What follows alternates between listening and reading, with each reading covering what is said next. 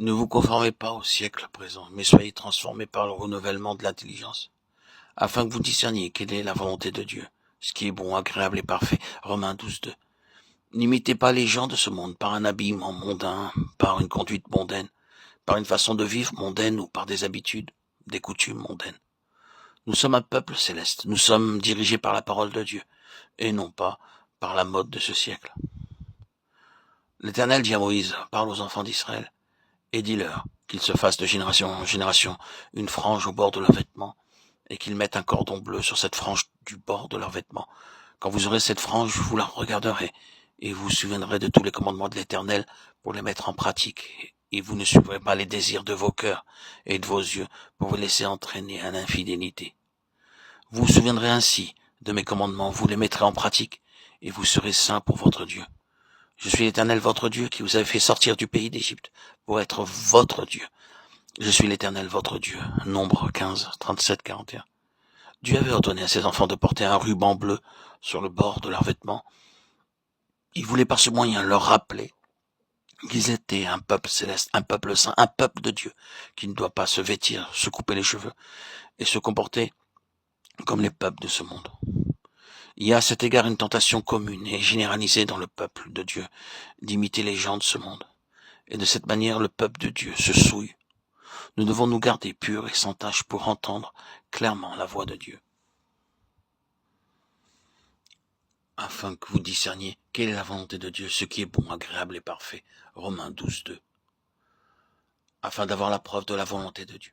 Dieu ne sera jamais satisfait simplement par l'exercice de sa volonté permissive. Nous devons au contraire nous assurer avec toutes les évidences et les preuves possibles que nous sommes dans la volonté de Dieu et que nous l'accomplissons. Ce n'est pas en disant simplement Seigneur que ta volonté soit faite. Cela-ci est insuffisant. En tant que chrétiens, ayant de la maturité spirituelle, nous avons le droit et le privilège de dire Seigneur, donne-moi toutes les évidences possibles afin que j'aie la certitude de ta volonté en toutes choses. Ishaï l'envoya chercher. Or, il était blond, avec de beaux yeux et une belle figure. L'Éternel dit à Samuel, lève-toi, oins-le, car c'est lui. 1 Samuel 16:12. Le témoignage du Saint-Esprit dans notre esprit. Dieu est esprit. Nous aussi, nous avons un esprit. Nous avons un corps, une âme et un esprit. Si nous sommes lavés par le sang précieux, notre esprit devient alors sensible pour enregistrer la voix de Dieu.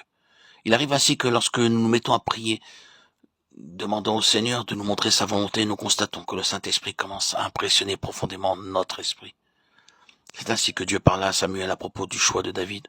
Auparavant, Ishaï fit défiler ses fils devant Samuel et chaque fois Dieu disait « Ce n'est pas lui, ce n'est pas lui, ce n'est pas lui. » Ensuite vint David et Dieu dit « Oins-le, c'est lui. » À cet instant, le Saint-Esprit fit une impression profonde dans l'esprit même de Samuel.